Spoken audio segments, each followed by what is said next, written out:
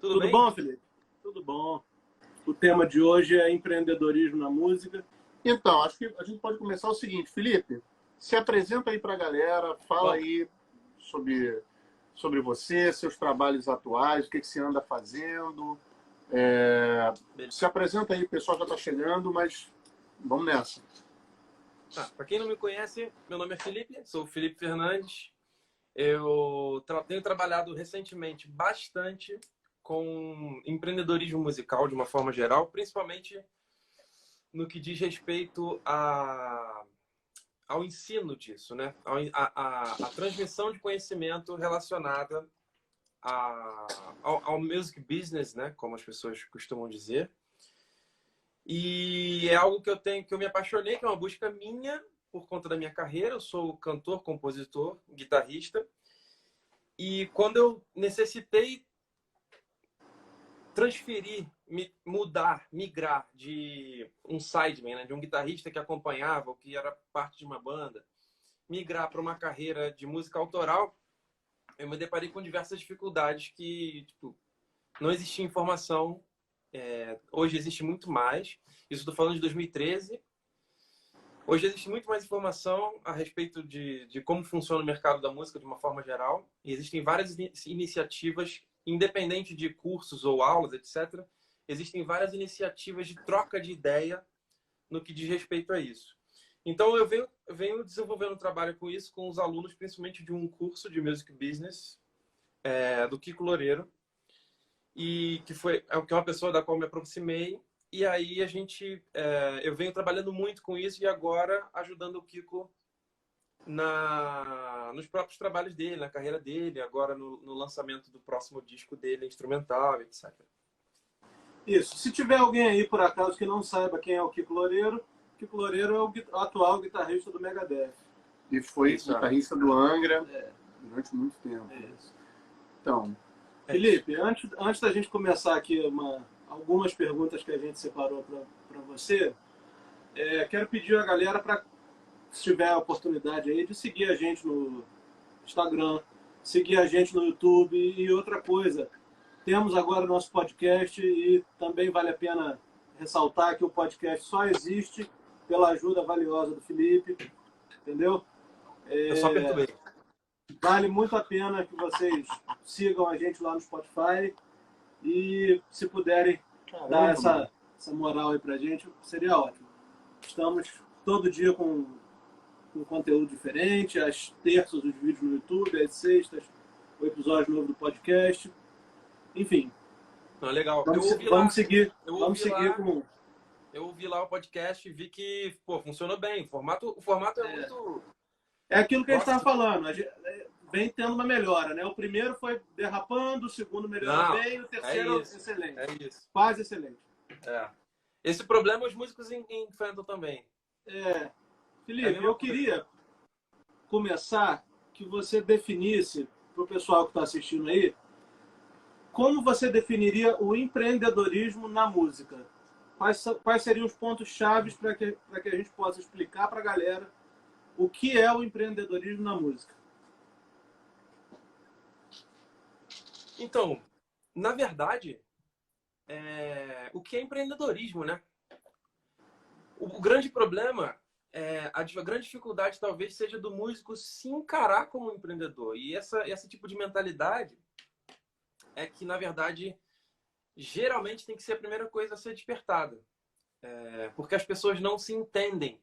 Não entendem como um produto ou como serviço, né? Por mais que existam correntes diferentes de marketing de produto ou de serviço, mas de uma forma geral você pode encarar o serviço como um produto e é meio que você faz. Ou um produto de entretenimento, etc. E o grande problema é que os músicos não se enxergam dessa forma. Então, na verdade, a primeira coisa eu acho que é você entender o que é empreendedorismo. Porque é uma palavra extremamente demonizada hoje em dia por conta dessa multiplicação de coachings e teorias quânticas de pessoas. Gurus, os grandes. Sempre existiu o guru, né? Enfim, mas assim. Então, só que isso tem sido muito difundido e de uma forma muito ligue já, né? Tipo assim, eu vou te fazer, você vai enriquecer. São pessoas que dizem que você não precisa estudar. Gente, qualquer pessoa que diga que você não precisa estudar para ter sucesso, esquece. Tipo, você tem que estudar qualquer coisa. Nem que seja um estudo, nem que o estudo seja empírico. Nem que seja de tanto você fazer, botar a mão na massa, você vai entender como chegar aqui, ali. Mas não existe isso de não fazer, de você ficar em casa, ganhar dinheiro dormindo. Cara, no way, entendeu? Então, o grande lance é empreendedorismo, para mim, é entender como as coisas funcionam, encarar as coisas com um mercado, e existe como um mercado, inclusive na música, inclusive na arte, seja no que for, num podcast ou um canal de YouTube, que seja.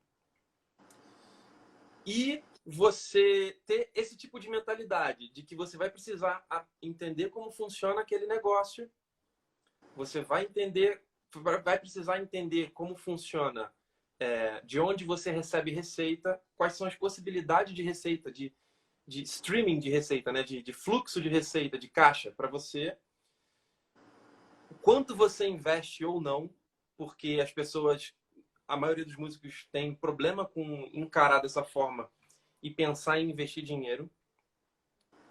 E você mensurar isso tudo, qual a sua proposta de valor para a entrega do seu serviço ou do seu produto musical, da sua arte, etc.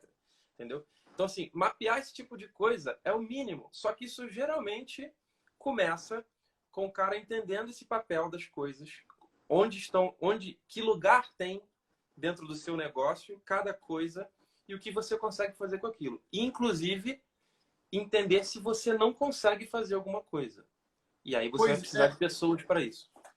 Pois é, a gente fez uma listinha aqui de coisas para a gente perguntar, mas assim, eu queria dar uma adiantada. Ramon já fez a primeira pergunta com relação ao empreendedorismo, mas você tocou num ponto e teve uma pergunta ali que passou, que o cara meio que... deixa eu dar uma olhadinha aqui, que ele falou o seguinte, ó. A história do Emicida e do Lab Fantasma se enquadra dentro do contexto empreendedor e até onde termina... É isso que eu queria trabalhar aqui, ó. Até onde termina o músico e começa o empreendedor. Então, se liga, assim, você falou o seguinte, a pessoa às vezes ela pode perceber que ela não tem condições de fazer certas coisas. E aí eu queria já adiantar duas perguntas que a gente ia... Vou pedir para o Ramon me ajudar aqui para a gente não perder a lógica das coisas. Então, olha só. Primeiro, existe um momento ideal para você fazer essa mudança de pensamento ou o cara já tem que começar a estudar música já se percebendo como empreendedor?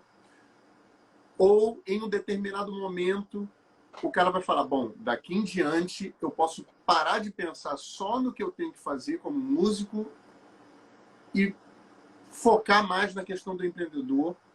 Ou isso é uma enganação, na realidade ele tem que estar sempre pensando nas duas coisas, tá? Então, na realidade, tudo que eu estou te falando agora isso é uma pergunta. Em que ponto o cara precisa se ver empreendedor? E a segunda questão que eu queria adiantar é justamente aquele que o rapaz apontou ali e você encostou. Existem músicos que nunca vão ser empreendedores por motivos específicos, ou todo músico, todo artista, ele pode ser um empreendedor? Existe alguma coisa que pode incapacitar você de ser um empreendedor? Não. Não. Não é tipo você ser astronauta, que você tipo tem que ter... Sabe? É isso que eu tô falando. O empreendedor, ele tem algumas características... Na verdade, é um conjunto de características, né? Então, você não precisa dominar tudo, você não precisa saber tudo. Como você não sabe tudo, como eu não sei tudo de guitarra, ou você não sabe de bateria, por aí vai. Você não precisa saber tudo. Mas você sabe o que você sabe e você sabe o que você não sabe, inclusive. Quanto mais você estuda, inclusive, você descobre que você não sabe um monte de coisa. É eterno isso. E ok, tá tudo bem. Se tem um momento ideal, eu acho que não. Porque eu acho que, na verdade, isso deveria ser aprendido na escola. Porque isso não tem a ver com música, isso tem a ver com vida. Eu posso, inclusive, conscientemente escolher, de acordo com o meu perfil, ter papéis na sociedade um pouco mais técnicos, onde eu não quero me arriscar, onde eu não quero arriscar grana, onde eu não quero empreender. Entende? Então eu posso desempenhar papéis mais técnicos e funcionar dentro de uma outra engrenagem. E tá tudo certo. Ninguém vai ser... né? Porque a gente vem de uma cultura, talvez, onde... pós-geração Y, né? Onde as pessoas, tipo... Todo mundo quer pensar fora da caixa e todo mundo tem que ser CEO, sacou? Tipo, não. Não dá para ter um país de caciques. Tipo, não tem como. E as pessoas, às vezes, não têm aquele perfil e ok se ela não tiver. Mas ter essa mentalidade e identificar nas menores coisas, porque isso não é uma coisa grande, né? Um entregador de uma empresa, ele pode ter uma mentalidade empreendedora e colaborar com o todo, e etc. E esse é o tipo de coisa, sabe? Com relação a, voltando, eu acho que empreendedorismo devia ser ensinado na escola. E geralmente em escolas muito caras, com métodos de ensino super avançados, isso é tratado. Porque eu acho que é um tipo de conhecimento que é importante que você tenha contato, independente de qualquer coisa. E aí, se você quer saber se existe um músico que não é empreendedor, que não pode ser, existe. Cada vez menos, porque a figura patronal, né? A figura do empresário mágico que vai te transformar na Cinderela ou da gravadora, essas figuras não existem mais. Não dessa forma. Ou não existem até que você já esteja num determinado patamar, fazendo as coisas acontecerem. Então você já tem que estar no jogo e muito bem para que alguém olhe para você e te ajude a mudar de patamar. E geralmente, quando você já está hoje nesse estágio médio, que é um mercado que não existia antes, no mercado de midstream, né? Você só tinha tipo ou quem estava na novela tocando ou quem morria de fome. Era isso. Hoje você tem um mercado médio que é gigante e que você tem pessoas vivendo muito bem, fazendo a sua arte, fazendo a sua música, etc. Então, se tem alguém que tem, mas cada vez menos, tem gente que pode ignorar isso e viver romanticamente fazendo a sua arte, mas cada vez menos isso, e essa é a projeção de futuro. Isso não deve acontecer, mas no longo prazo, isso já não acontece, já não é comum, isso não deve continuar acontecendo. Porque é isso, você sempre está na mão de outras pessoas. E todos os grandes caras, por mais... É porque, por exemplo, você pega artistas hoje como a Anitta, que meio que levantam a bandeira, né? Mas se você pega todos os caras das antigas, os grandes caras, eles têm noção de business. A galera diz que o Miles Davis ferrou a voz, tipo, discutindo com o dono de bar. Então, assim, discutindo, reivindicando, porque Sim. o cara entende. Ele entende o papel dele, ele entende quanto ele vale e ele entende quanto público ele leva. Ele entende o jogo. E aí ele se posiciona, porque ele entende como as coisas funcionam. Você não está à deriva dependendo de uma mão amiga, né? de um redentor ou de um salvador da pátria, que é quem vai te salvar. É porque o mais engraçado que você falou é que a mentalidade romântica, ela esconde que os românticos eram empreendedores. Muito. Ela é muito bonita para o público. Pois é. E ok. O Kiko diz, só para dar um exemplo próximo de que é uma coisa que você não vê na mídia, você não vê. O Kiko diz que o Dave Mustaine, por exemplo, que é o vocalista e o líder do Megadeth, é um cara com quem ele aprende o tempo todo. Porque o cara é sagaz nos negócios num nível que o público não tem ideia. E é assim, tô te dando exemplo do... A pessoa pode não gostar de Megadeth, ok. Mas você pega alguns músicos, tipo Frank Zappa, ele sempre foi o detentor de todas as masters dele. Sabe? É um cara que estava olhando para frente, entendendo o valor e como se posicionar, como gravar seu próprio disco, etc. E são artistas assim como o próprio Miles, é um cara que sempre entendeu de business, sempre se posicionou, sempre foi revolucionário. E a arte, e aí a divisão entre músico e empreendedor, essa divisão, ela não existe, assim.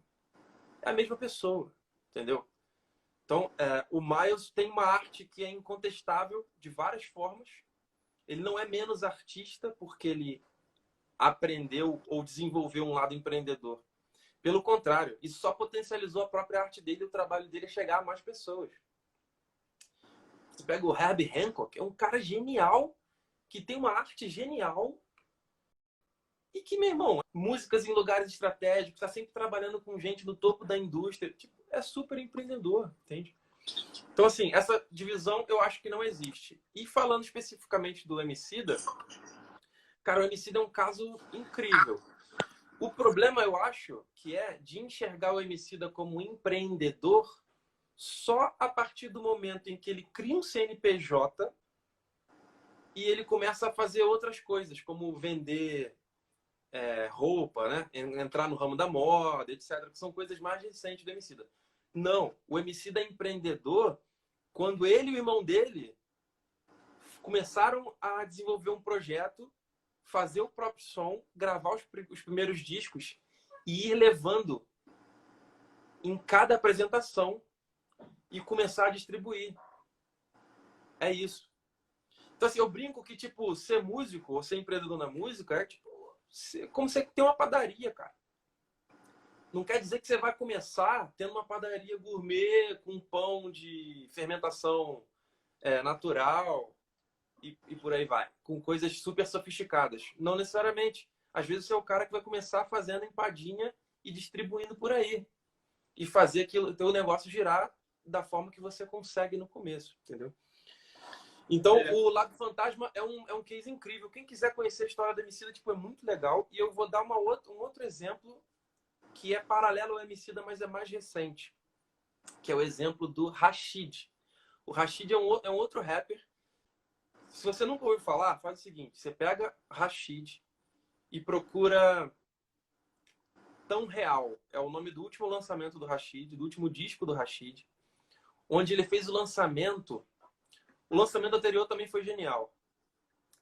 Onde o Rashid fez o último lançamento baseado no conceito de série de TV, série da Netflix, etc.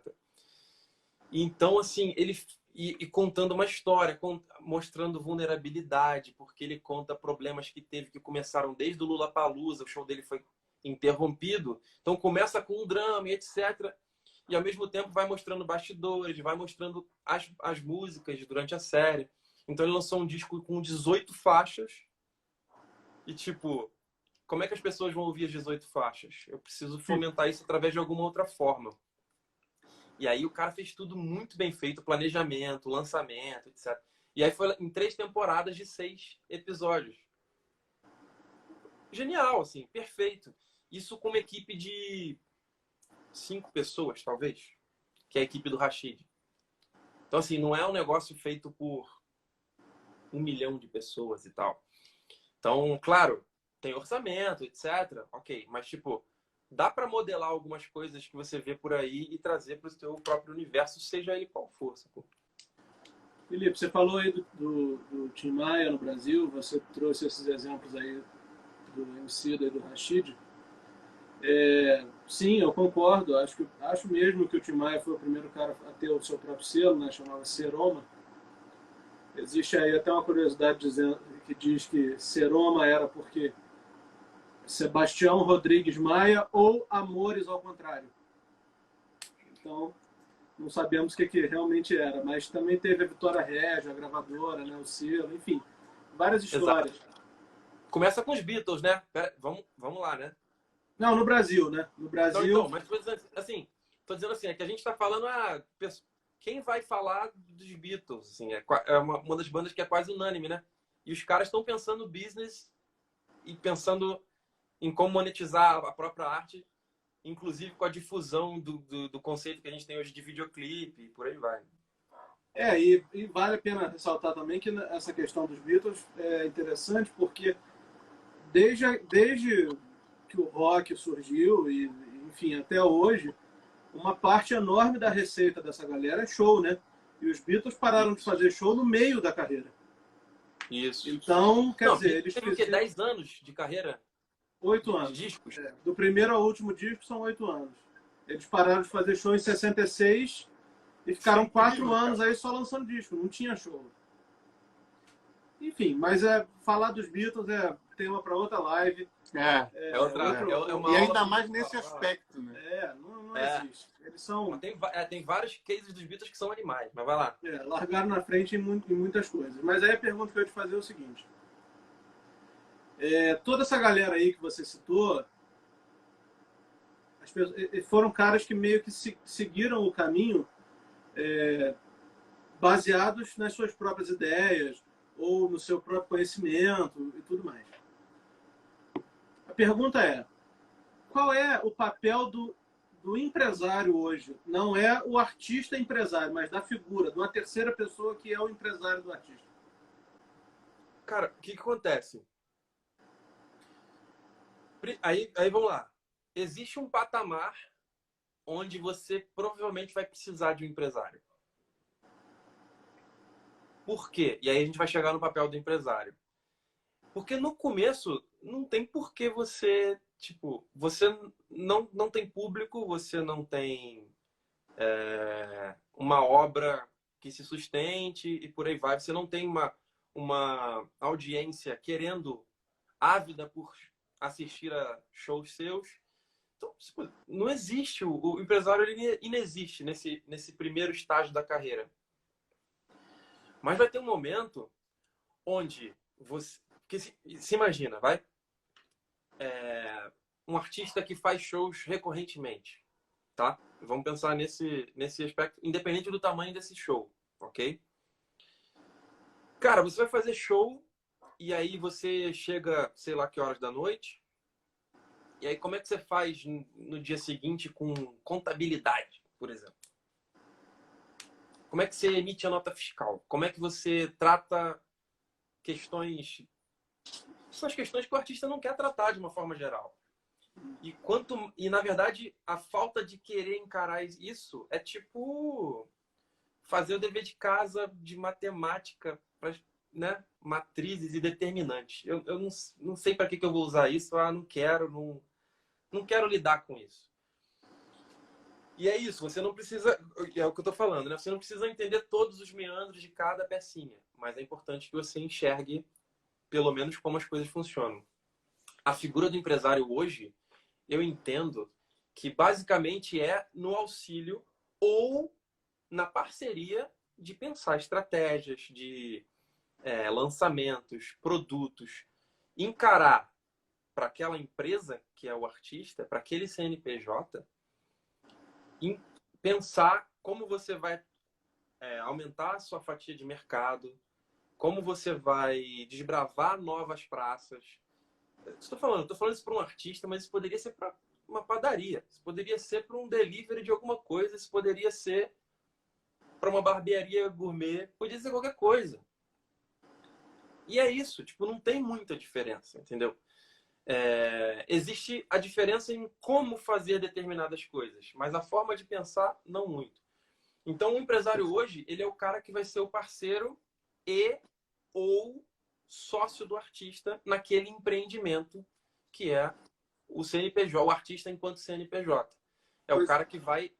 Geralmente é um cara muito bem conectado no mercado, mas não necessariamente. O que eu estou te perguntando agora é o seguinte, a partir do que o Ramon disse, se o empresário não é o cara que tem o dinheiro e ele é o cara que é o parceiro do artista, Até que ponto, por exemplo, figuras igual... Eu lembro do empresário do Elvis. Né? Existem duas figuras históricas nesse sentido aí que vão totalmente contra o que você está falando. Eu sei que você não está errado, mas, por exemplo, o empresário do Elvis, que era o coronel Tom Parker, assim, se o coronel Tom Parker mandasse o Elvis parar de cantar rock e passar a cantar forró, um exemplo louco, o Elvis ia cantar.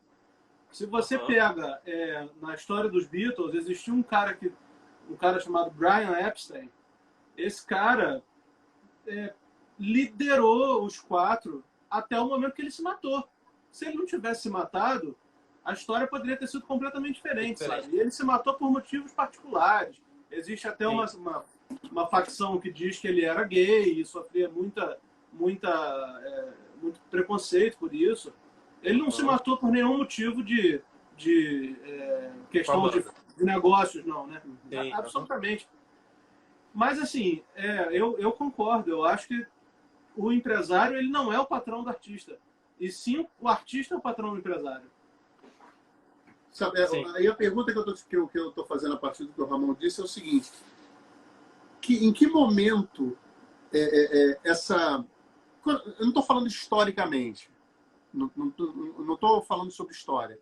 Mas em que momento esse empresário que hoje está com chicote, igual esses dois exemplos, ele está cedendo lugar para esse cara que é um empresário e a palavra tem um peso forte, né, no imaginário assim, das pessoas. Em que momento esse empresário deixou de ser o cara que diz faça isso e tome esse dinheiro e passou a ser o cara que articula projetos, que organiza? E como, e aí é um ponto, como músico ele passa, de certa forma, a ser seu próprio empresário, que é um pouco o que o empreendedor passa a fazer. Se vê como o cara que vai dar as cartas e por aí vai. Mesmo que o empresário seja... Mesmo que ele tenha um empresário. E é só uma diferença de encarar as coisas, mentalidade. Você pode ter um parceiro, você racha a grana, mas você racha o ônus, inclusive, de ter que trabalhar todo dia num escritório. Mas essa coisa da grana ainda existe. Não necessariamente. Tem artista que tem grana. Tem artista que consegue fazer um carro. Quanto você precisa fazer um disco? O problema é que as pessoas não fazem conta. Então, assim, quanto que você precisa para rodar um projeto de 2 anos artístico ou um projeto de uma padaria? Vou voltar para a padaria. Quanto que você precisa para rodar? Você precisa de uma grana. Você vai fazendo. E por isso que eu tô falando. Talvez o processo, e aí sim seja um processo histórico. Tem duas coisas, né? Cada vez menos a gente tende a aceitar figuras muito duras e autoritárias, seja de patrão nas empresas, seja de pai. Os filhos começaram a questionar. Tipo assim, existe uma questão cultural, social, pelo menos no Ocidente, que talvez ataque diretamente essa relação. Então, assim, essas figuras tendem a não existir muito mais, vai? Por conta disso, dentro das relações familiares, que sejam. Então, você pega...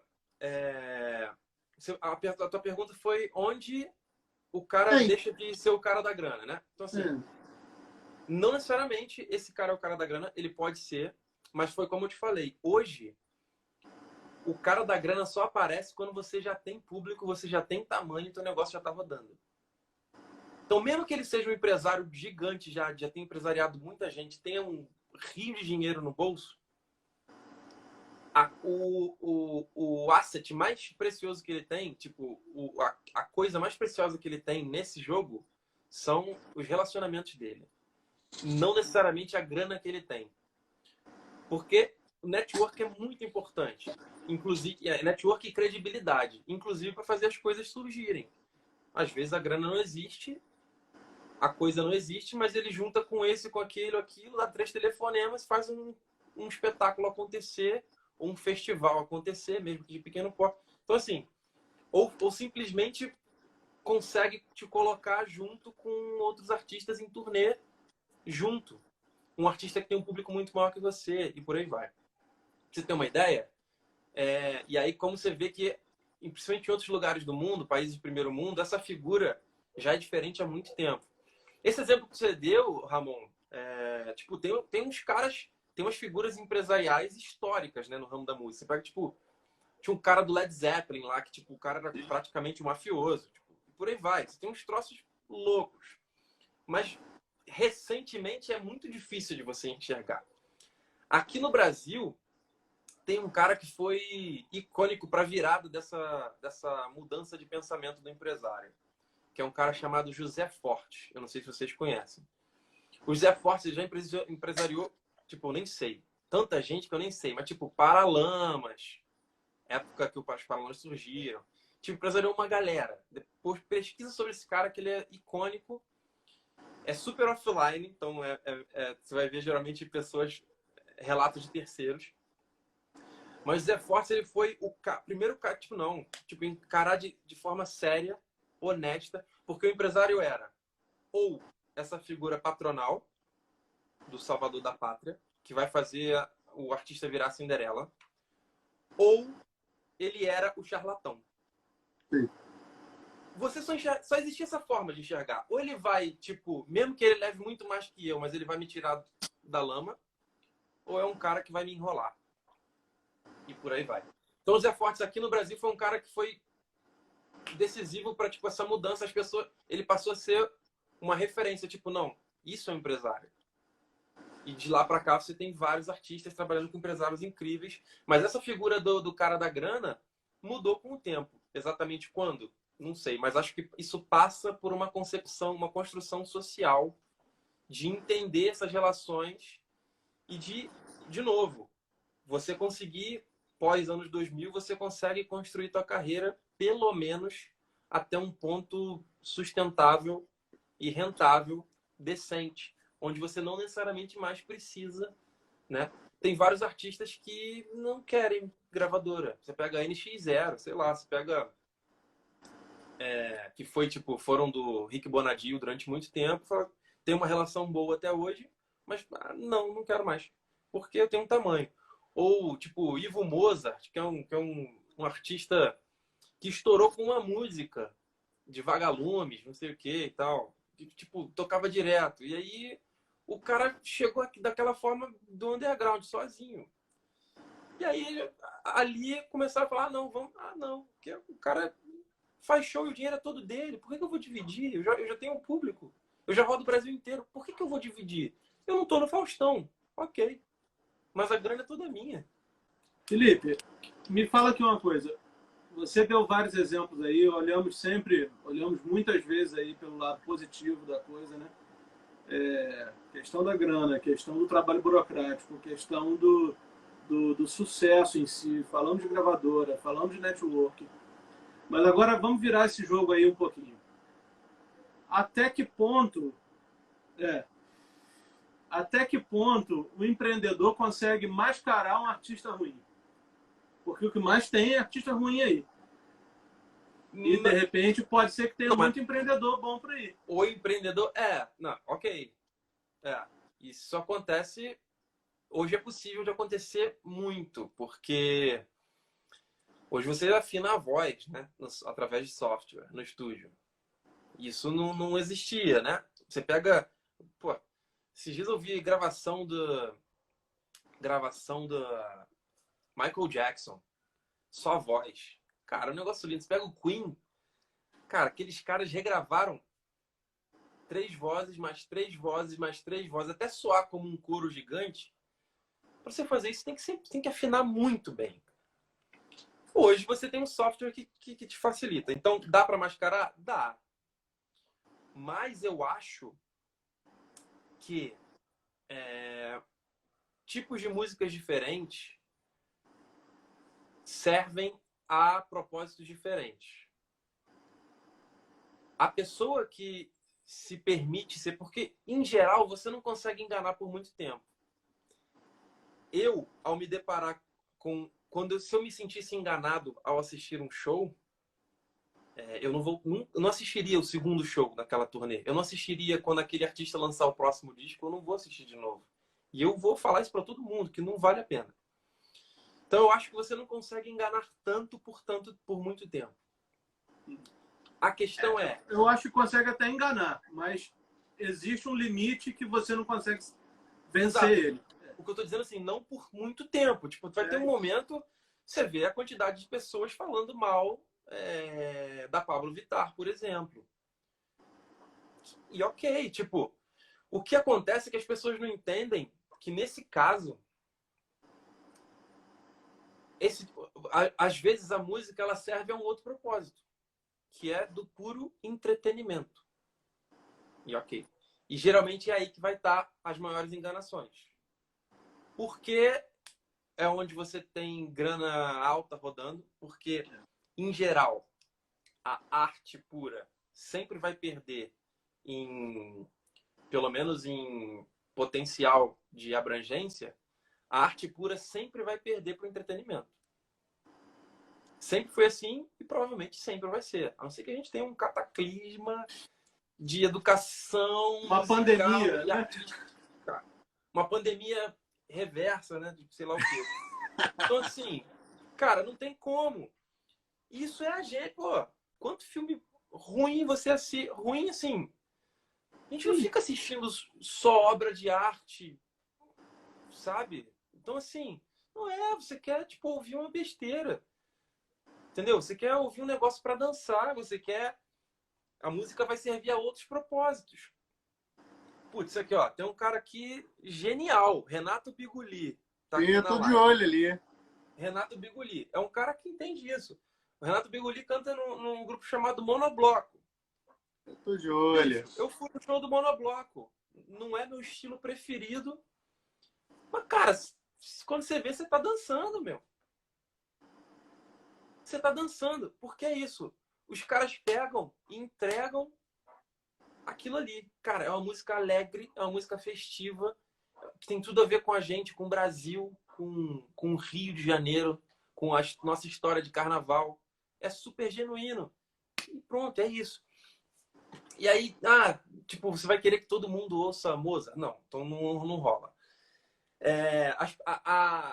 Como eu disse, a arte sempre vai perder, em abrangência, vai perder pro entretenimento. Eu não sei se eu fugi muito da pergunta. Não, eu não entendi. Aí o Ramon falou que a gente vai virar a arma agora para Sim, você. o jogo, virar o jogo. Quando que você percebeu que você precisava ser um empreendedor? Ou você sempre... Vamos lá, vamos fortalecer a lenda Felipe Fernandes. Ou você sempre teve essa noção, mas de repente não tinha o feedback necessário ou conteúdo técnico intelectual para você dizer, olha, eu estou fazendo isso aqui. Assim, teve algum momento de virada e aí fatalmente a gente já adianta uma outra coisa que tem a ver com o Kiko. Foi com o trabalho do Kiko ou não tem nada a ver com o Kiko? Enfim, quando que você percebeu que precisava lidar com esse tipo de problema? Tá, só fazer um parêntese aqui. Eu dei o exemplo do monobloco só porque o Renato estava aqui. Monobloco é foda. Tipo, a galera de percussão, tipo, é incrível, sacou? O Renato é uma figura. Pô, quem não conhece o Renato, depois dá uma olhada no perfil dele. O Renato é uma figura que ele só de começar a falar, você já abre um sorriso, bicho. Então, Cara, tipo, eu acho que eu já toquei com eles, cara. Eu não lembro. Eu não sei se possível, foram... Cara, é possível. que eu fiz um esquema aqui em Nova Iguaçu, num domingo à tarde.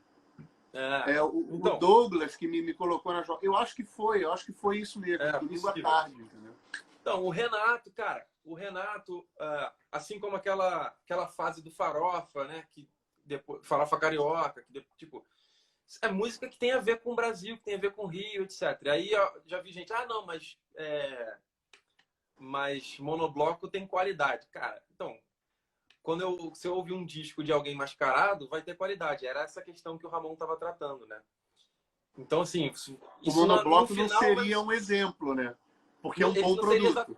Eles não seriam um exemplo porque eles fazem bem feito. Mas o que eu estava dizendo é com relação ao propósito, único e exclusivamente. Então, assim, é uma música que serve ao propósito de entretenimento, de dançar, de festa. E é isso. Tem coisas que são... A maioria das coisas mascaradas vão estar ligadas a esse propósito. E ok. Não dá para comparar com uma coisa genial. Não é o caso exatamente do monobloco. Aí ele falou que é Sesc Nova Iguaçu, Thiago. É. Grande Mas aí abraço. voltando, aí você falou sobre mim, né? Cara, então, na verdade, teve um momento que, assim, eu sempre, tipo, fui curioso. Esse é um lance. Então, desde que a gente tinha banda, mais novo, etc., a gente, tipo, como é que eu faço para me gravar? Como é que eu faço para, tipo, registrar minha música? Como é que eu faço esse tipo de coisa? Já era um lance que eu sempre procurei desenvolver, estudar produção e tal. Até que eu decidi estudar produção musical, produção musical de uma maneira mais profunda, assim. E falar, cara, não, eu preciso aprender a mixagem, eu preciso estudar de verdade e ser bom nisso, porque isso é um lance que eu gosto de fazer. E aí eu comecei a trabalhar com alguns artistas próximos, a maioria você conhece todos. E só que as coisas não aconteciam, principalmente porque alguns desses artistas não andavam. Eles não faziam as coisas acontecerem, mesmo que tivesse tudo pronto, mesmo que você desse todas as ferramentas, etc. E aí eu percebi que tinha questões que não eram só da produção fonográfica, da produção de tornar tangível a ideia, né? Que é isso que a produção fonográfica faz, transformar a ideia em um produto tangível, né? Você possa reproduzir. E aí eu comecei a pesquisar um pouco mais. Em um determinado momento eu rompi com esses artistas. Falei, cara, eu percebi que tipo, não rolava mais. E tá tudo certo, são meus amigos e alguns são parceiros até hoje. Parceiros de composição. E tá tudo certo. E a partir daí eu falei, cara, eu preciso ter uma carreira minha, porque não dá para ficar só dependendo desses caras, etc. E aí eu comecei uma busca, uma jornada de repensar carreira. E esse foi o ponto. Você pega um cara, por exemplo, como o Douglas, que você citou, Douglas Bastos. Cara, eu troco ideia com o Douglas direto. E o Douglas é um cara que, independente de como ele apareça para o público, mas ele é super consciente. Ele tem mentalidade empreendedora de várias formas, assim, entendeu? Então, a gente até conversa bastante sobre isso, não necessariamente sobre música. Então, esse foi o ponto de virada. Foi quando eu percebi que eu ia precisar entender como as coisas funcionam, como o mercado da música funciona, para que eu pudesse viabilizar uma carreira. Né? Eu estava amarrado em um banco público, trabalhando, e eu falei assim, cara, eu não quero isso pro resto da minha vida e eu não quero fazer isso só como hobby. Eu preciso desenvolver habilidades e transformar isso aqui em um negócio para que eu consiga, em algum momento, migrar de um lance para o outro.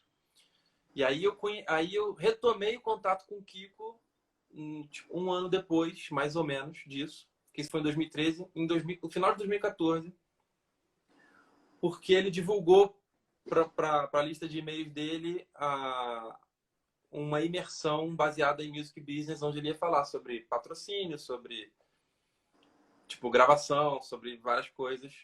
E, em geral, tipo, todas as coisas que tangem o music business. E foi assim que eu acabei me aproximando dele. Entendeu? Cara, pegar uma carona na pergunta que o Ramon aí fez, meu xará, falando das redes sociais, né, da questão das redes sociais, eu queria que você falasse um pouco não é nem presença, é a necessidade do uso das redes sociais, né, levando em consideração a questão da quarentena e essa enorme explosão de lives, né, incluindo a nossa, que tem acontecido aí nessa fase. Então, redes sociais, oportunidades que a quarentena trouxe, lives. Não, então, vamos lá. A quarentena trouxe uma única diferença. Quer dizer, desculpa, vou reformular. Para o músico pequeno, para o músico início de carreira, até um determinado ponto, a quarentena não mudou muita coisa. Para o cara que não tem uma agenda de shows até o final do ano, não mudou tanta coisa assim. O que trouxe foi a possibilidade de você ter uma audiência maior, porque o consumo, de uma forma geral, aumentou. E enfim, aí vem outras questões que, tipo, talvez a gente só vai conseguir analisar isso quando isso já tiver passado, né? De uma maneira melhor. Mas, de uma forma geral, para quem não sabe, o consumo da música diminuiu na quarentena. O conteúdo nas DSPs, né, que são as plataformas digitais, Spotify, Deezer, Apple Music, etc., o conteúdo, a quantidade de consumo diminuiu. Em contrapartida, o número de assinantes aumentou. Então, isso não é nem bom nem ruim. Então, porque mais pessoas, putz, é mesmo, vou assinar porque eu não quero mais ficar ouvindo essa propaganda. E por aí vai. Mas o consumo do conteúdo musical diminuiu por alguns motivos. Primeiro, porque muito disso é consumido em lojas, em bares e etc., onde você tem uma rádio local tocando o Spotify ali, ou alguma coisa, uma playlist rodando. E outro, porque as pessoas hoje, e aí por isso que música, eu falo que o entretenimento sempre vai ganhar da arte pura, pelo menos. Porque as pessoas, em geral, ouvem música enquanto fazem outra coisa. A música então, como dispositivo, né? Ela ouve música no trânsito, ela ouve música enquanto sai para correr, ela ouve música enquanto está no ônibus ou podcast. Por aí vai. E esse é um grande lance de crescimento dos podcasts. É por conta disso. É por conta da facilidade que você tem de ouvir enquanto você vai fazer uma outra coisa. E você não precisa interagir, etc. Você interage só mentalmente, está tudo certo. Então, assim, essa foi a grande mudança. A gente não sabe exatamente como isso vai se dar no que diz respeito ao Spotify, etc. Mas o artista pequeno não está ganhando dinheiro com o Spotify. Tá. Não está ainda. E o artista médio e grande, que tem uma agenda de shows, etc. Esse sim, a gente ainda não tem plataformas. Estão surgindo. Essa talvez seja uma das grandes mudanças. A gente tem, aqui no Brasil, a gente tem uma plataforma sendo lançada agora há pouco, que é o SoundClub. Quem não conhece, dá uma olhada. Existem versão de aplicativo e versão de site, né? Então você tem o SoundClub, que é para conectar artistas e casas de show. E existe o SoundClub Live, ou alguma coisa do tipo, que é para apresentações monetizadas. As lives, como você citou, estão sendo uma oportunidade porque, cara, o ser humano é extremamente gregário, né? Ele precisa se comunicar, ele precisa se ver. Eu fiz um monte de live, tipo, mais ou menos nesse formato, e para aproveitar para me conectar com pessoas que eram todas pessoas que eu estimo, pessoas que eu conversaria normalmente. Então, assim, elas estão acontecendo muito por conta disso, porque você tem um monte de gente em casa, ávida por consumir conteúdo, num momento de ansiedade generalizada, né? Onde você tem questões psicológicas todas envolvidas, etc. E por aí vai. Então, assim, as lives estão acontecendo meio que por conta de uma demanda. Só que isso não deve ser sustentável no médio prazo. Não deve ser sustentável no longo prazo. Mas fez com que a gente percebesse, inclusive, algumas deficiências. Hoje, o maior problema de live tem a ver com infraestrutura. Muitos músicos não estão preparados, tecnicamente, para fazer uma live decente. Quando você fala tecnicamente de estrutura ou tecnicamente de... Não, isso é outra história. Vamos considerar que os músicos sejam bons, mas eles não estão... Porque no nível profissional são bons, né? Sim. No nível profissional são bons. Então, assim, tecnicamente, o que eu digo com relação à tecnologia, eles não estão preparados para fazer acontecer. Porque se eu for cobrar por essa live, eu preciso que seja próximo de uma experiência de um show. Eu preciso que tenha uma luz boa. Eu preciso que tenha um cenário. Eu preciso que a imagem seja boa e que ela não fique travando toda hora. Então, assim, esse é o grande problema hoje. com relação às lives, etc. O que muda? Foi o que eu falei, muda mais para os grandes que tinham uma agenda de show. De uma forma geral, eu acho que o pequeno, o cara que está começando, o grande problema tem a ver com deixar de fazer as coisas básicas. Isso rede social é apenas um meio. E não deveria ser o meio principal de comunicação. Porque você não é o dono do estádio, não é o dono da camisa, não é o dono da bola. As regras mudam a qualquer momento e você pode ter seu público tirado de você por conta de uma mudança de política da plataforma. Então, o ideal é que o músico consiga se comunicar de maneira direta e poucos fazem isso, até os grandes, tá? O que acontece, gente, é o seguinte, enquanto eu tô falando, eu não fico olhando toda hora para as perguntas, então, porque senão... Não tem problema. Enfim. E aí, se alguém ficou com alguma pergunta, acha que é importante, só mandar aí, que a gente tenta matar agora. Basicamente, o primeiro ponto, eu falei que era sobre desmistificar a figura do empreendedor, pensando no empreendedorismo dentro da música. E é sobre isso que a gente está falando, se você chegou aqui agora. E aí, o primeiro ponto, eu falei que era isso, é desconstruir o papel místico do empreendedor, que empreendedor é uma coisa, ou que seja uma coisa vendida, né, atualmente como, enfim, como uma obrigatoriedade, ou de uma forma talvez muito falsa. Mas em empreendedor, bicho, na verdade tem a ver com hard work, trabalho duro e encarar tua música como um business, como um negócio. A outra coisa, eu dei muito exemplo de padaria aqui, né? Eu parei para reparar isso. Talvez seja porque nessa quarentena eu estou fazendo alguns pães. Estou aprendendo e estudando sobre panificação. Sigam o Instagram do Felipe. Sigam. Bom, Ramon, Fala aí. vocês dois, quando acabar a quarentena, a gente vai se reunir e eu vou fazer um pão australiano tipo do Outback. Tá certo. Tá certo. Vamos lá. Enfim, mas é um ótimo exemplo. Mas eu fiquei pensando sobre isso, que é um ótimo exemplo, porque é isso. Você não consegue fechar a padaria, né? Tipo, ela precisa estar funcionando o tempo todo, sabe? Você tem a parte da contabilidade da padaria que ninguém vê. Você precisa do pão francês todo dia. Não necessariamente o que vai pagar as tuas contas é o pão chique, cheio de alvéolos de fermentação natural, como eu dei o exemplo. Tipo, não é isso. Você precisa entregar todo dia. Você precisa de constância e você precisa entregar todo dia. Não tem como uma padaria que só abre uma vez por ano dar certo.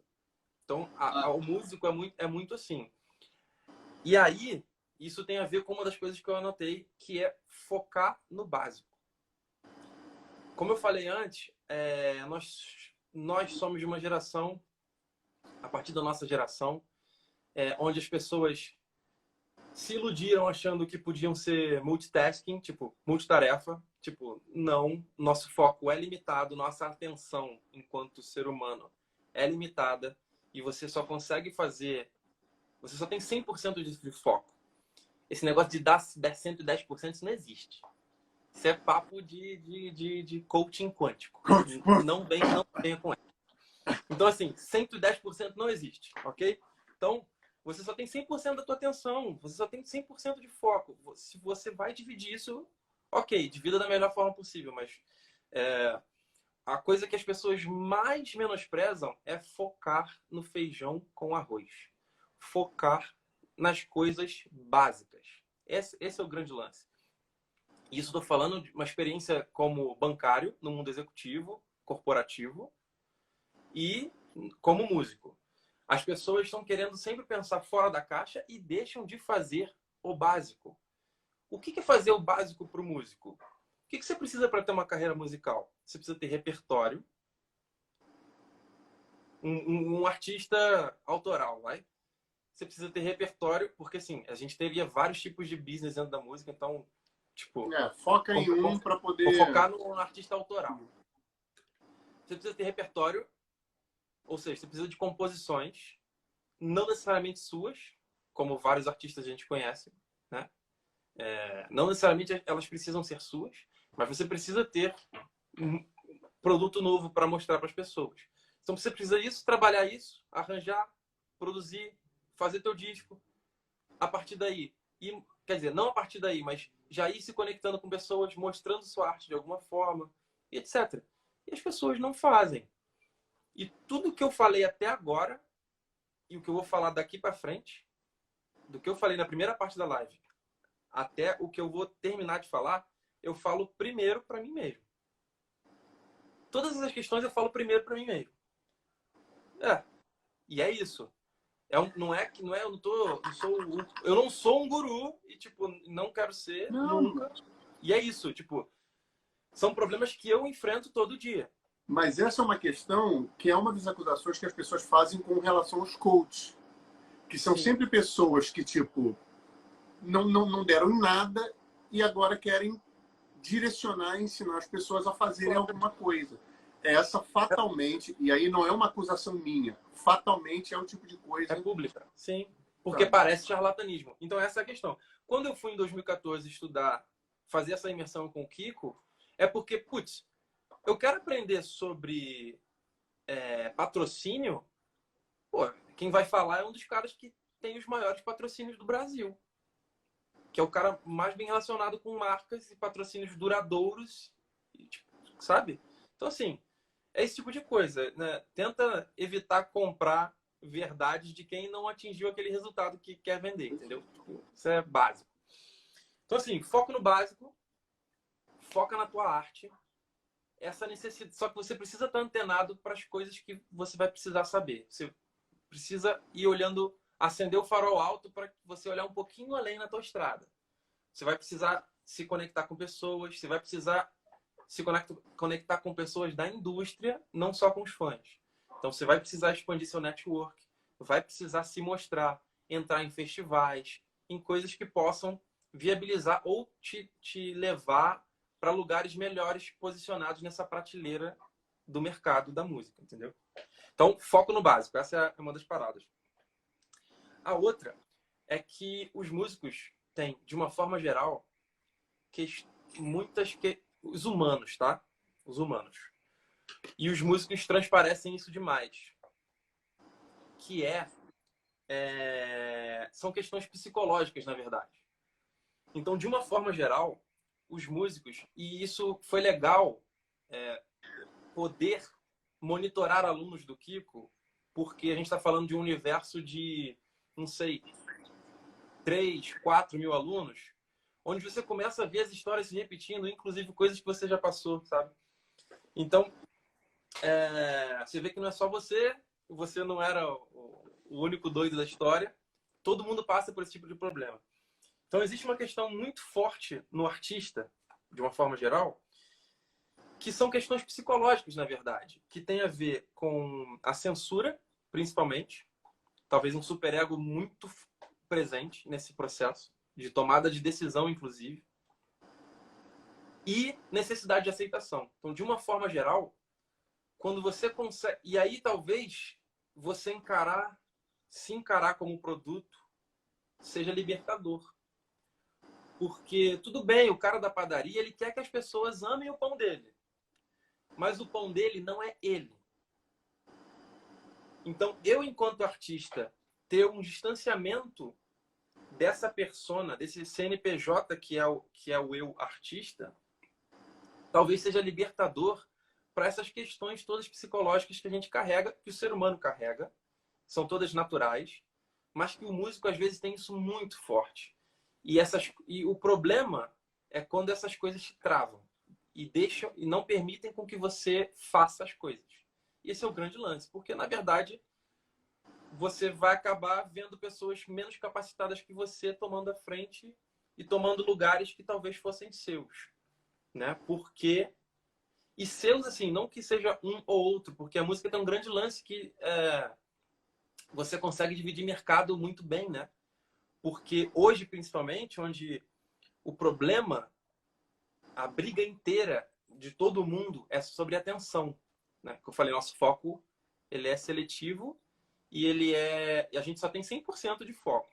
Então a briga hoje é por atenção, porque tem muita gente falando em vários lugares, em várias coisas.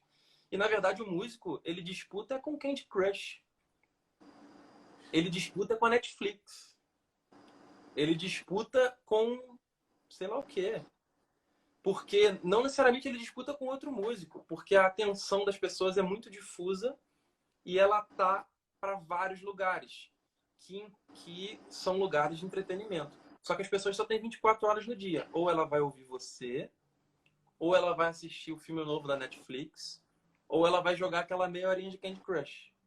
É isso, a atenção é o grande lance. E quem tem audiência, a audiência geralmente é o que direciona grana, de uma forma geral. Onde tem maior audiência é onde tem mais grana. Isso em tudo no mundo. Seja na rádio, seja no TV. O que tem mais audiência pode vender mais, tende a vender mais. E é onde está a maior parte do dinheiro, de uma forma geral. Então, se enxergar como produto talvez traga esse distanciamento necessário para vencer alguns problemas, algumas questões que são, na verdade, psicológicas do ser humano, e o músico carrega demais esse negócio. Esse é o lance. Como eu falei, a gente precisa de olhar para frente e um pouco, enquanto vai fazendo, enquanto foca no básico, enquanto você foca no básico e enquanto você vai fazendo o teu job do dia a dia, entregando o pão francês do dia a dia, você vai tratando, se enxergando dessa maneira, talvez um pouco mais distanciada, e vai buscando entender o jogo. Esse é um outro ponto que eu acho importante, que é você entender o jogo. Você vai precisar entender quais são as possibilidades de receita que o músico tem. Seja ser um músico autoral ou seja um artista, um guitarrista que acompanha o artista, etc. Você vai precisar entender quais são as possibilidades de receita, o que tem mais a ver com o seu perfil e o que você pode desenvolver, como qualquer negócio, né? Então, assim, você precisa entender o jogo, entender como as coisas são remuneradas, como isso se torna um negócio sustentável, como você consegue fazer dinheiro com aquilo, como você investe, com quais pessoas, ou com que tipo de pessoas você tem que se conectar e por aí vai. Então, assim, entender como funciona o cenário, como funciona o jogo, estudar minimamente que seja, é super importante e vai ser cada vez mais, porque como a gente falou lá no início, a figura patronal do príncipe, que é o empresário que vai transformar tua banda numa carruagem linda da Cinderela, tipo, não existe mais. Não conta com isso. Assim, eu não sei quais outros pontos você tem para tratar, mas já indo para a reta final, a última pergunta que a gente ia fazer era justamente o que você está fazendo agora. Isso. Você está tipo já apontando Características, atitudes, enfim, você está indicando o que fazer para de repente o pessoal que está assistindo e as pessoas que também vão assistir vão pegar e falar, pô, isso aqui eu não sou músico, mas isso serve para mim também. Ou então, eu sou músico. Ou então, eu sou baterista e isso serve para mim. Tá, tudo bem. Então, assim, não sei quais atitudes ainda restam você tratar. Mas quando você finalizar, eu queria que você respondesse uma pergunta que eu acho que tem a ver um pouco com essa questão psicológica, não sei, mas tem lugar para todo mundo? E para a pessoa que mesmo que ela faça, mesmo que ela entre nesse esquema e que ela não alcance, assim, como lidar, assim? Eu não sei se a minha pergunta vai ser bem compreendida, mas como lidar com a questão do, cara, assim, eu tentei, mas não consegui, e como eu vou me organizar para falar, para chegar para mim e falar assim, cara, é isso aqui e eu preciso... A minha padaria nunca vai ter franquias no Brasil inteiro. Como eu preciso manter minha motivação para continuar com a minha padaria do bairro, sabe? Porque o discurso do empreendedor, alguns discursos de empreendedorismo, vendem a ideia que fala assim, cara, você vai chegar para mim, você vai chegar onde eu estou, assim, você vai, mesmo que o espaço seja diferente, você vai chegar num lugar se você... No final das contas, é um pouco isso que soa. Porque, de fato, é isso. Mas a grande questão é a gente tem uma visão muito curta temporalmente falando. Então, daqui a 10, 20 anos, muita gente que, de repente, hoje está na crista da onda não vai estar mais. E muitas pessoas, assim, quando a gente olha para trás, vai falar, cara, o que, que deu errado? E aí, por isso a pergunta, a primeira, quando você parar com as atitudes e características. Tem lugar para todo mundo? E para as pessoas que não têm, que não vai dar certo num certo nível, como manter a motivação? Não, beleza. Então, basicamente é o seguinte, eu tinha mais eu linkei mais um ponto, mas que eu já tratei, que era entretenimento versus arte. A gente já falou disso, né? E o outro ponto consegue abranger essa questão aí. O que tem de novo hoje no mercado da música ou na padaria? O que tem de muito novo? As pessoas falam muito de marketing digital e é bizarro, porque marketing digital é marketing em um outro ambiente. Existem peculiaridades, mas de uma forma geral, os conceitos e as ferramentas, tipo, os mecanismos são muito parecidos. Talvez as pessoas consumam determinada coisa de uma forma diferente, mas de um modo geral, a gente entra no outro item que eu iria abordar, que é: ainda somos os mesmos e vivemos como os nossos pais. Porque não é tão diferente. A gente acha que a nossa vida é muito mais corrida e etc. E eu tenho não uma tese, né? Que seria um desrespeito ao doutorando. Mas eu tenho uma teoria de que, na verdade, não é tão assim. E a gente tem uma sensação que é por conta de sermos bombardeados de informação e de estímulos o dia inteiro. A gente tem uma sensação de que nossa vida é muito mais corrida. Mas Ramon pode me dizer aí quantos discos no início de carreira o Black Sabbath tinha que lançar, às vezes mais de um por ano. No primeiro ano foram 2, né? No primeiro ano foram 2. Led Zeppelin também lançou discos, isso gravando... Cara, tem que gravar hoje. Tinha coisa que era gravada em um dia, 2 dias, os primeiros discos. Então, assim, isso não é agora. Você pega Roberto Carlos lançando disco direto, você pega Tim Maia lançando disco direto, década de 70. Tipo, cara, você sempre precisa de um novo lançamento, de um novo produto. Você precisa fazer a roda girar o tempo todo, você tem que correr o tempo todo. E esses caras viviam na estrada, é isso. Então, assim, a gente ainda não tem uma diferença tão grande das pessoas, assim. As pessoas ainda são mais ou menos as mesmas, têm mais ou menos as mesmas necessidades e estão fazendo mais ou menos as mesmas coisas, talvez de formas diferentes. Isso vai gerar algumas necessidades diferentes, ferramentas diferentes para atender esse tipo de coisa. E a tua pergunta é: tem lugar para todo mundo? Com certeza, eu não sei se eu tenho uma resposta definitiva, se eu consigo ser taxativo. Mas com certeza hoje você tem mais lugares do que existiam antes. Antes, se você tentasse contato e tomasse não de 4 ou 5 pessoas, você não tinha como viabilizar um disco. Acabou.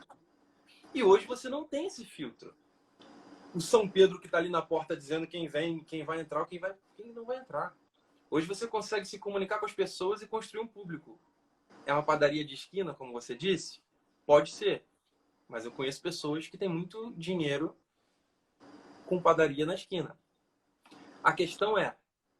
E aí, a primeira coisa que a gente tem que pensar quando a gente vai formular a questão tem lugar para todo mundo é: o que é um lugar? O que é sucesso para você? Tipo, para você o sucesso é... Eu não sei, cada pessoa tem uma vontade, tem uma necessidade, tem um ímpeto, acha legal uma coisa ou outra. Então eu não sei o que é ser bem-sucedido e eu não sei o que é ter lugar. Mas, pensando talvez de uma forma mais abrangente, dentro de um inconsciente coletivo, que geralmente esse lugar vai estar associado a Há uma média, né? Pensa numa sentido média. financeiramente, né? E a gente está falando disso porque às vezes não é, né? Às vezes o cara quer ter prestígio só e tá ok. E falar com um público super estrito e tá tudo certo para ele. Então eu não sei o que é ter lugar. Eu acho que potencialmente existe um lugar para todo mundo. Potencialmente. Nunca se fez tanta música e é cada vez mais difícil. O papel de um cara como o Ramon ou seu é cada vez mais importante, porque a curadoria tem um papel fundamental. Seja para mostrar o que passou, o que rolou lá atrás, ou seja para mostrar para as pessoas o que está acontecendo agora, porque o nível de ruído é tão alto, é tanta gente falando tanto, que é difícil você apontar coisas, isso aqui vale a pena ouvir, entendeu? Então, basicamente, tem lugar para todo mundo? Eu não sei. Cada vez tem mais lugar. É o que eu acho, é como eu entendo as coisas. Inclusive em nichos pequenos e em nichos médios. Isso não existia antes. Então você vê carreiras... Vou dar um exemplo que talvez seja meio estranho falar hoje, porque eles mudaram de patamar. Mas a Scalene é um excelente exemplo de banda. A Scalene, antes de aparecer na Globo, eles já faziam shows lotados no Brasil inteiro, só que para um público de até 2.000 pessoas. Né? Então, as casas maiores que eles iam tinham 2.000, 3.000, mas já tocavam em festivais muito grandes, né? Com abrangência grande. Então, assim, a TV poderia ter sido um empresário, poderia ter sido, tá? Dentro daquele papo que a gente teve no início da conversa, a TV funcionou para catapultar eles para um número maior de pessoas. Mas isso funciona como um funil de vendas qualquer dentro do marketing. Então você vai mostrar para um número enorme de pessoas, algumas vão te consumir até um certo ponto e só algumas vão chegar até a base do funil e te consumir de uma forma muito grande, vão comprar camiseta, etc. Aquele super fã. E existem várias teorias hoje, quem quiser pode pesquisar sobre isso, de que um artista... Esses números são baseados no hemisfério norte, países de primeiro mundo, Estados Unidos e Europa. Mas, em geral, um artista nesses lugares precisa de apenas 1.000 superfãs para viver bem, dignamente. Superfã é aquele cara que vai comprar teus ingressos, é aquele cara que sai de casa para te ver, é aquele cara que vai comprar tua camiseta, vai comprar um pôster teu para te ajudar. Se você fizer uma campanha, ele vai embarcar junto com você. Ele vai... É o nível advocate, né, do marketing, do consumidor. É o cara que vai, ser teu advogado. É o cara que vai te indicar para todo mundo, falar bem de você, espalhar teu som para outras pessoas, etc. Então, assim, isso não é um número muito grande de pessoas. Talvez esse número no Brasil tenha que ser um pouco maior, por quantidade de impostos, etc. Mas eu tô falando de 1.000, 2.000, 3.000 superfãs. Não é um número impossível. O problema é que, às vezes, tem lugar para todo mundo significa vou aparecer no Faustão? Isso é um problema. Não. Que aí sim, esse lugar pertíssimo do sol tem cada vez menos. Esse lugar, muito no alto da montanha, tem cada vez menos. Você pode ver que existe uma hegemonia de estilos que estão nesse panteão quase inatingível, entendeu? Esse lugar tem menos espaço nesse lugar. Precisa de uma indústria muito grande a teu favor e muito dinheiro envolvido. A questão é se é disso que a gente está falando. Se a gente está falando de viver bem, de viver confortavelmente e não sobreviver só, ou se a gente está falando de competir com a Anitta, ou competir com uma dupla sertaneja dessas, sei lá, mais bombadas do momento. Então, esse lugar talvez exista menos espaço, mas de uma forma geral, eu acho que tem mais lugar ao sol para as pessoas e talvez nunca tenha feito tanto sentido o lance do faça você mesmo, meta a mão na massa e vai, porque você consegue se comunicar. Como que a gente faria uma transmissão ao vivo, igual a gente está fazendo agora na década de 90? Você consegue imaginar? Sei lá, você tinha que colocar um Depende da televisão. satélite. Eu não sei o que você tinha que fazer. Sacou? Tipo, isso é impensável. Então, assim, você tem como se comunicar. Hoje, se você anuncia por 5, 10, 20, 50 reais, fazendo uma estratégia de anúncio bem feita, você consegue atingir milhares e milhares e milhares de pessoas que já têm uma tendência, porque você fez um recorte bem específico dentro de uma persona, você escolheu um avatar bem feito, um tipo de pessoa bem escolhido, que tem a ver com você, que tem a ver com o seu som, que tem interesses nas coisas que você diz, você consegue atingir milhares de potenciais consumidores com pouquíssima grana. Tô falando de 50 reais. Eu vou dar um depoimento aqui. Um dos feedbacks que eu já recebi dessas conversas aqui é que eu falo muito pouco, que eu conto muito pouca história. Parece que às vezes que eu estou muito engessado. Mas vou pegar uma coisa que você falou e vou dar um depoimento de uma situação. Você falou dos superfãs, né? Que tem artistas que dependem de 1000 superfãs para que possam ter uma vida confortável. Esse conceito aí eu achei sensacional. Porque eu devo ser superfã de muita gente. Entendeu? Sim. Eu devo ser superfã eu devo participar do sustento de uma galera aí.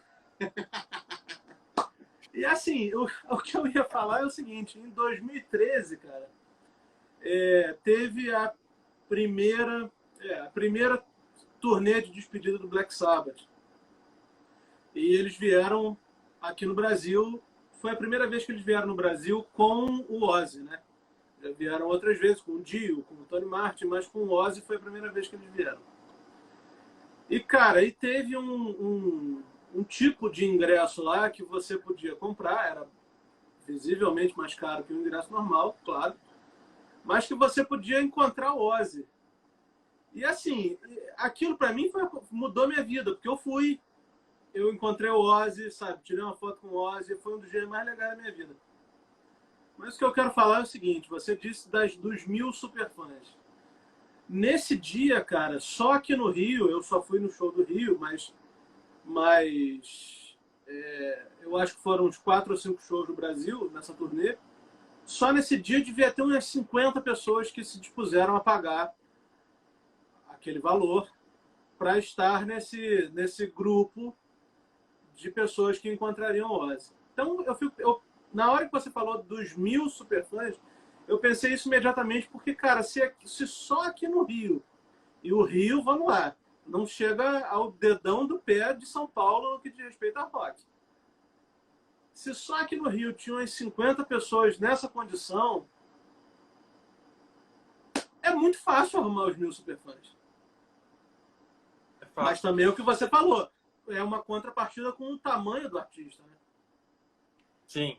Com a produção dele, ou com o nível de produção que ele entrega. O que acontece é o seguinte, esses artistas que já atingiram massas de pessoas, tipo, já atingiram um número muito grande de pessoas, essa conta não necessariamente é necessária. Assim, porque o cara já fala com multidões, né? O cara faz um show para 10 mil pessoas, tipo, é isso.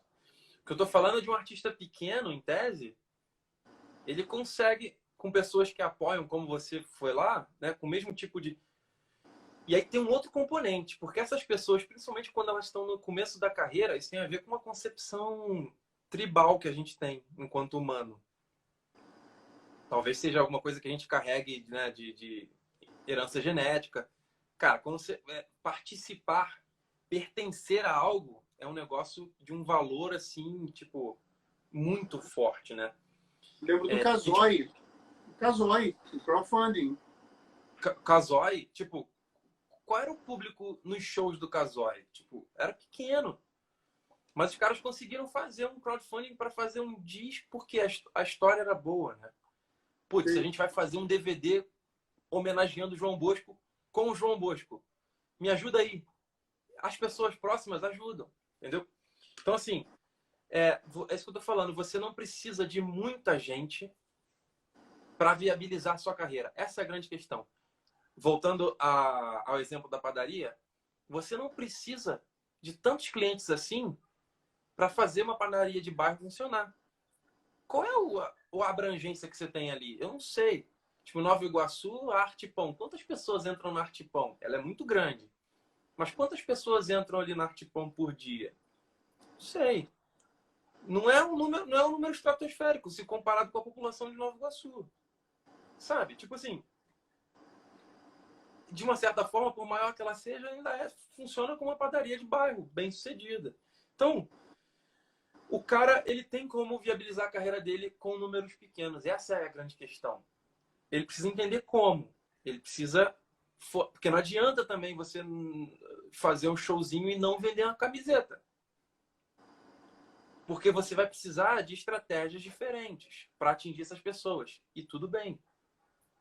Você vai precisar, talvez, no caso, uma banda como o Casoy, que era muito de nicho, você talvez precise de outros parceiros. Você precisa de utilizar leis de incentivo, editais, sejam públicos, né, leis de incentivo, ou editais de empresas privadas, que existem vários.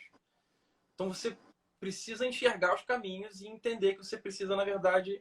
O grande problema é esse. Como eu falei no início, as pessoas não fazem conta. Então, eu não sei nem de que número eu estou falando. Então, o sucesso ou o tem lugar para todo mundo vira um negócio abstrato.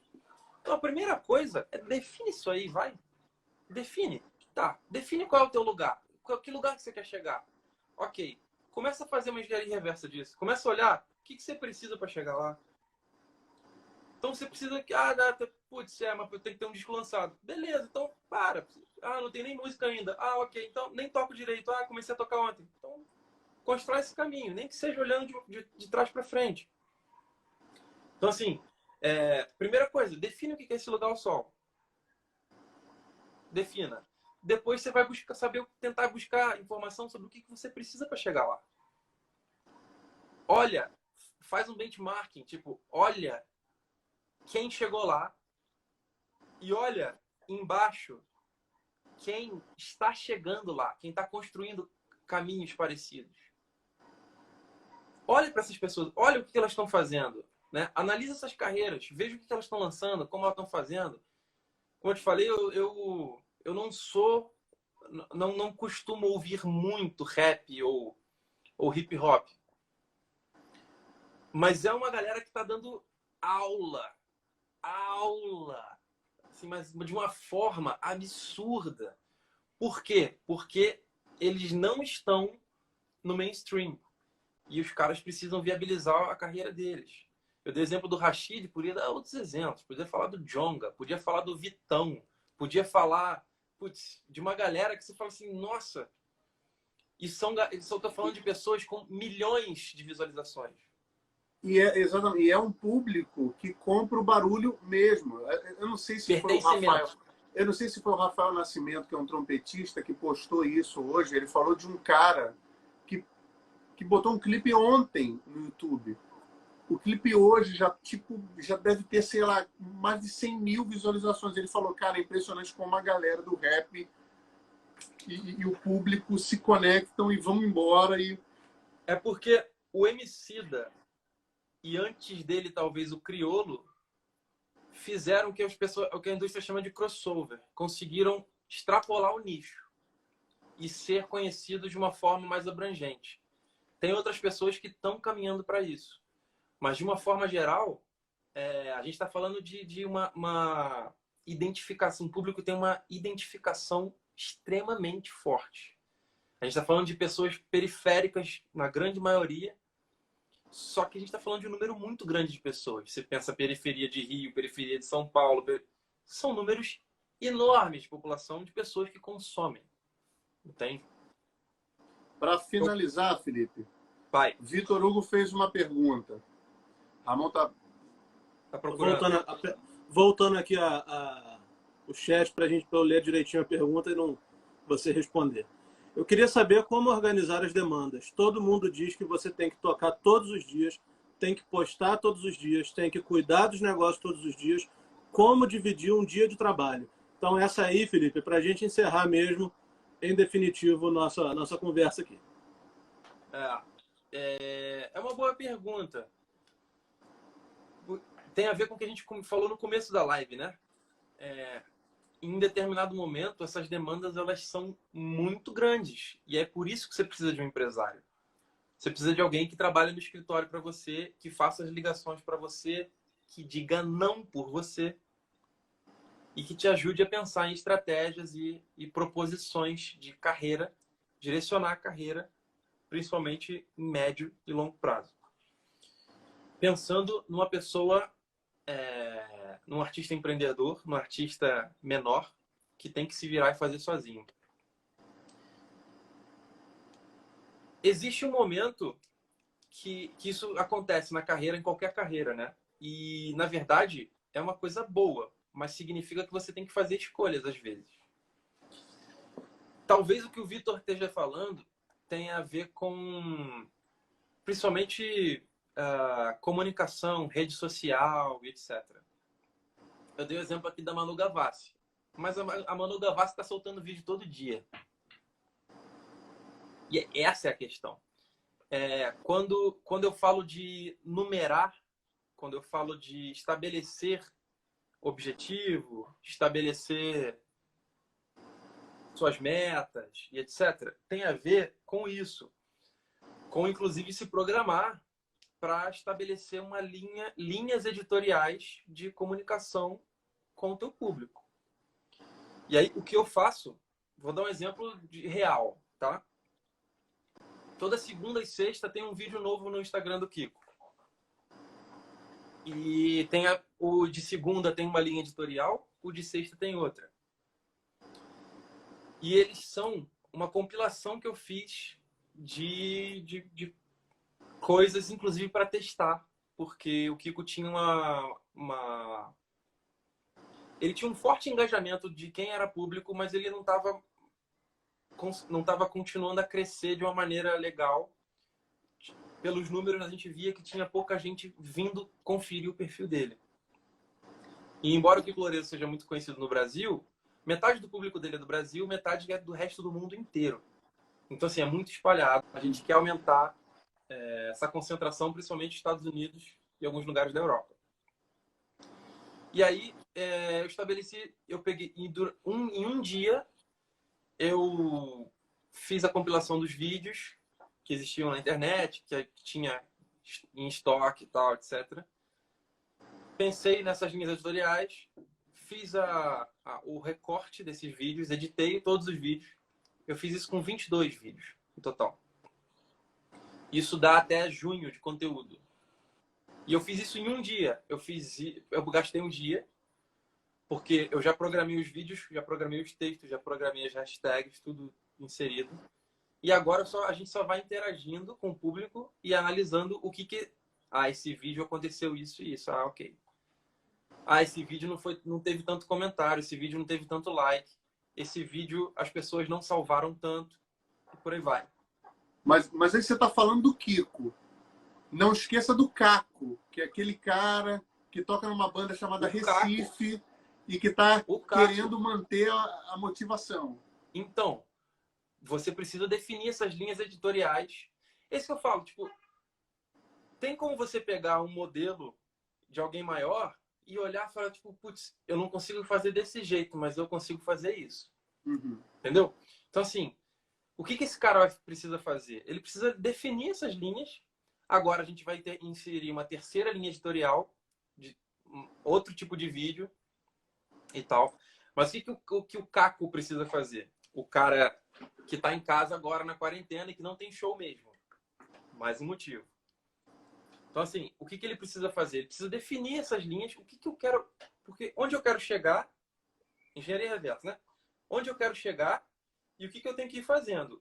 Como que eu me conecto? Que tipo de conteúdo que essas pessoas estão esperando ver? E que tipo de conteúdo eu posso oferecer dessa forma ou dessa? Então, você pode estabelecer conteúdos mais densos, mais profundos, onde uma parcela menor vai consumir e tá tudo certo. E você também pode produzir conteúdos onde você vai ser mais abrangente, onde você vai falar com um número maior de pessoas e vai ser um conteúdo que vai levar ao entretenimento. entendeu? Então, vai tangir o entretenimento, vai tangenciar o entretenimento, que são as coisas mais abrangentes. Então, assim, você estabelece linhas editoriais, programas diferentes, e você programa isso. Você se programa para, em um dia, quantos vídeos eu consigo fazer? Preparo o roteiro, eu consigo fazer 4 vídeos agora, vídeos curtos.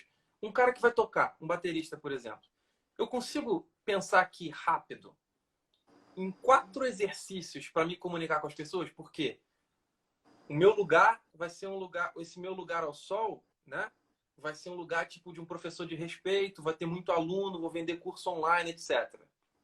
Por exemplo. Então, eu preciso mostrar para pessoas esse professor, já que eu quero vender o curso, já que eu quero dar aula online, já que eu quero ter mais alunos e ganhar mais dinheiro com isso. Então, assim, eu consigo pensar rápido em 4 exercícios ou 4 dicas que eu posso dar de até 1 minuto. Quanto tempo você demora para gravar isso? Em meia hora você grava 4, 8, talvez 12. Você, por exemplo, eu sei que faria. Se em meia hora você vai fazer 12 exercícios. Eu estou pensando em múltiplos de 4, porque geralmente eu penso em semanas. Então, mês, né? 4 semanas dá um mês, tá? Então, assim, então eu penso em 4. Então, se eu gravei agora, em 1 hora, 2 horas, que seja, e demoro mais 1 hora ou 2 horas,